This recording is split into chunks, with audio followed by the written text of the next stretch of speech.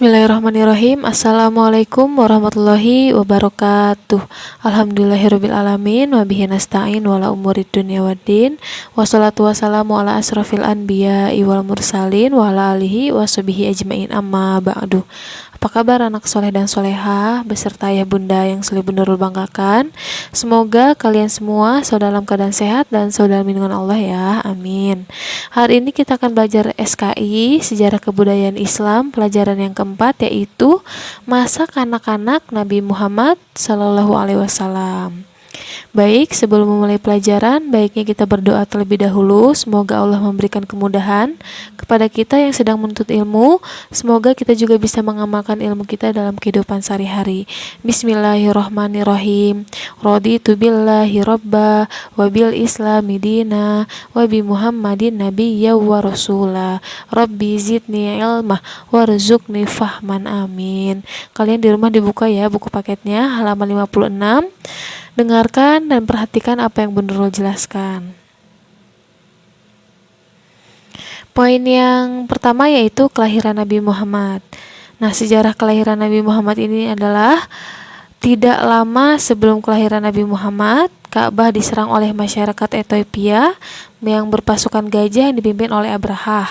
Abrahah ini tidak rela jika setiap tahunnya Mekah semakin ramai karena jamaah haji dan membuat kaum Quraisy semakin terhormat. Hal itu membuat Abrahah beserta pasukan gajahnya ingin menghancurkan Ka'bah. Namun sebelum itu terjadi, Allah mengirimkan pasukan ababil, burung ababil yang membawa sijil, yaitu atau kerikil dari neraka. Kerikil dari neraka ini disebutnya sijil, untuk menghentikan Abrahah dan pasukan gajahnya. Kerikil ini dijatuhkan tepat di atas kepala pasukan Abrahah sehingga membinasakan mereka. Peristiwa ini Allah abadikan dalam surat Al-Fil ayat 1 sampai 5. Nah, malam menjelang dini hari pada tanggal 12 Rabiul Awal pada tahun gajah, bertepatan dengan hari Senin 20 April 571 Masehi, Aminah binti Wahab melahirkan seorang anak laki-laki. Anak laki-laki itu adalah Muhammad. Mendengar bahwa cucunya telah lahir, kakeknya yaitu Abdul Muthalib bergegas datang, lalu mengambil dan menggendongnya Nabi Muhammad yang bayi itu, lalu dadanya bergemuruh dipenuhi rasa sayang. Abdul Muthalib kakeknya membawa bayi tersebut berkeliling Ka'bah seraya berdoa dan bersyukur kepada Allah. Nah, pada saat itu juga Abdul Muthalib memberikan nama Muhammad kepada cucunya yang baru saja lahir. Muhammad berarti terpuji, sebuah nama asing yang tidak umum di kalangan masyarakat Arab, akan tetapi cukup dikenal luas. Kemudian Abdul Muthalib memerintahkan orang untuk menyembelih unta dan mengundang makan masyarakat Quraisy. Poin B yaitu silsilah keluarganya Nabi Muhammad Sallallahu Alaihi Wasallam. Muhammad adalah keturunan dari kabilah Bani Hashim. Kabilah ini memiliki kedudukan mulia di kalangan suku Quraisy. Kakek Nabi Muhammad yang bernama Abdul Muthalib ini merupakan salah satu kepala suku Quraisy. Beliau memegang jabatan Sikoyah atau pengawas sumur Zam-Zam. Tugas Sikoyah adalah menyediakan air bagi para pengunjung Ka'bah. Berikut ini adalah silsilah keturunannya Nabi Muhammad. Dari bawah ya, dari bawah yaitu Nabi Muhammad SAW. Nah, ayahnya Nabi Muhammad yaitu Abdullah bin Abdul Muthalib bin Hashim bin Abdi Manaf bin Qusay bin Kilab. Jadi silsilah ayahnya Nabi Muhammad pertama dari Abdullah bin ayahnya Abdul Muthalib bin ayahnya Abdul Muthalib yaitu Hashim bin ayahnya Hashim yaitu Abdi Manaf bin ayahnya Abdi Manaf yaitu Qusay bin ayahnya Qusay yaitu Kilab sampai Kilab. Begitu ya silsilah Nabi Muhammad. Nah, Abdullah ini ayahnya Nabi Muhammad meninggal dunia ketika mengikuti kafilah atau berdagang ke Syam. Ia jatuh sakit dan meninggal dunia di Yasrib, yaitu di Madinah, tepat di rumah saudaranya Bani Najjar. Peristiwa itu terjadi sekitar 3 bulan setelah Abdullah menikah dengan Aminah binti Wahab bin Abdi Manaf. Selanjutnya yaitu poin C, Nabi Muhammad dalam asuhan. Yang pertama, Nabi Muhammad dalam asuhan Halimah As-Sa'diyah. Menurut kebiasaan orang Arab, anak-anak baru lahir disusukan kepada perempuan desa karena udara di sana bersih dan baik bagi pertumbuhan anak.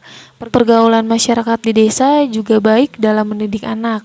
Pendudukan Mekah berharap anak-anak mereka dapat tumbuh sehat dan memiliki sopan santun jika tinggal di desa. Demikian juga dengan Muhammad.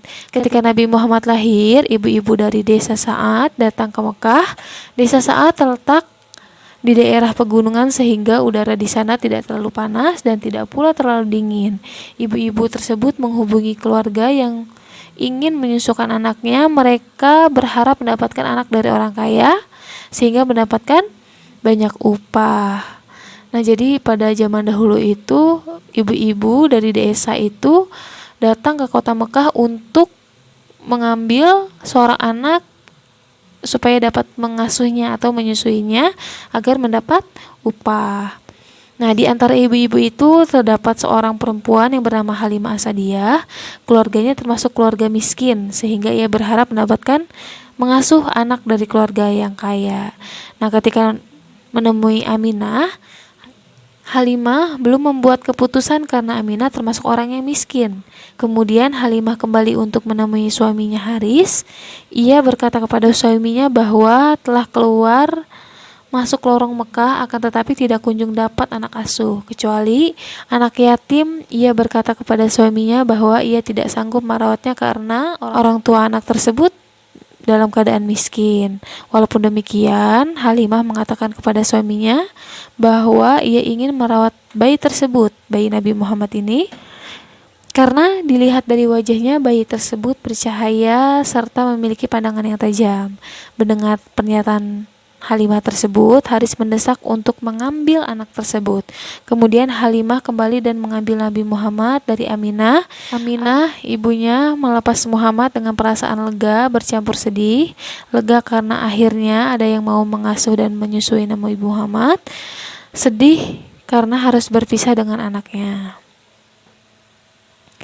Dengan mengasuh Nabi Muhammad, Halimah dan Haris berharap kepada Tuhan agar seluruh keluarganya diberkati. Harapan tersebut menjadi kenyataan. Muhammad membawa keberkahan bagi keluarganya tersebut. Kambing-kambing ternak menjadi gemuk dan menghasilkan banyak susu. Rumput yang digunakan untuk menggembala kambing juga tumbuh dengan subur. Selanjutnya yaitu Nabi Muhammad dalam asuhan Aminah ibunya. Setelah diasuh oleh Halimah As-Sa'diyah selama kurang lebih 4 tahun, Muhammad tinggal bersama ibunya Aminah. Sejak saat itu Muhammad diasuh oleh ibunya. Nah, pada suatu hari Aminah membawa Muhammad ke Yasrib, kota Madinah. Mereka ditemani oleh pembantunya perempuan bernama Ummu Aiman. Maksud kunjung mereka ke Yasrib adalah untuk mengunjungi makam ayahnya Nabi Muhammad serta mengenalkan Muhammad kepada saudara-saudara dari ibunya, yaitu Bani Najjar. Setelah berziarah dan mengunjungi sanak saudara di Yasrib, mereka kembali ke Mekah. Setibanya di kampung Abwa, Aminah mendadak jatuh sakit. Kampung Abwa berjarak kurang lebih 37 km dari Yasrib. Beberapa hari kemudian Aminah meninggal dunia lalu dimakamkan di kampung tersebut. Sekembalinya Muhammad dan Ummu Aiman ke Mekah, mereka disambut oleh Abdul Muthalib dengan penuh rasa haru dan duka. Sejak saat itu Muhammad diasuh oleh kakeknya. Yang ketiga yaitu Nabi Muhammad dalam asuhan Abdul Muthalib, yaitu kakeknya. Pada usia 6 tahun, Muhammad menjadi seorang yatim piatu setelah ibunya meninggal. Muhammad diasuh oleh kakeknya, Abdul Muthalib. Ia mengasuh Muhammad dengan penuh kasih sayang. Hal itu membuat Muhammad merasa terhibur dan sedikit demi sedikit dapat melupakan kematian ibunya. Kebahagiaan Muhammad tidak lama. Setelah 2 tahun mengasuh Muhammad, Abdul Muthalib meninggal dunia pada usia 80 tahun karena sakit tua. Saat itu usia Muhammad 8 tahun. Setelah kakeknya meninggal, Muhammad diasuh oleh pamannya yaitu Abu Thalib. Yang keempat yaitu Nabi Muhammad dalam asuhan Abu Thalib. Di antara paman Muhammad, Abu Thalib mempunyai paling banyak anak dan paling miskin. Namun, Abu Thalib sangat disegani dan dihormati oleh masyarakat suku Quraisy. Sejak kecil, Muhammad suka mengembala kambing milik-milik Mekah yang mendapat upah. Upah tersebut mencukupi keperluan Muhammad dan keluarga pamannya. Berdagang merupakan pekerjaan sehari-hari Abu Thalib. Muhammad sering diajak pamannya untuk pergi berdagang. Saat itu usia Muhammad 9 tahun. Sejak saat itulah Muhammad mulai belajar berdagang. Nah, Abu Thalib mengasuh Muhammad hingga dewasa. Ia mengatakan bahwa Muhammad tidak pernah berdusta dan tidak pernah melakukan perbuatan jahiliyah. Abu Thalib mengasuh Muhammad dengan penuh kasih sayang, sehingga Muhammad juga sangat sayang kepada pamannya. Alhamdulillahirrabbilalamin. Cukup sekian penjelasan dari Bu Nurul. Semoga kalian paham. Tugas kalian adalah mengerjakan latihan soal halaman 68 poin C. Kalian kerjakan jawabannya saja di buku tulis, lalu kirim ke WhatsApp Bu Nurul ya. Kalian di rumah jaga kesehatan. Dan jangan lupa selalu berdoa, semoga kita selalu diberikan kesehatan dan dijauhkan dari segala macam penyakit. Ibu Nurul ucapkan terima kasih. Wassalamualaikum warahmatullahi wabarakatuh.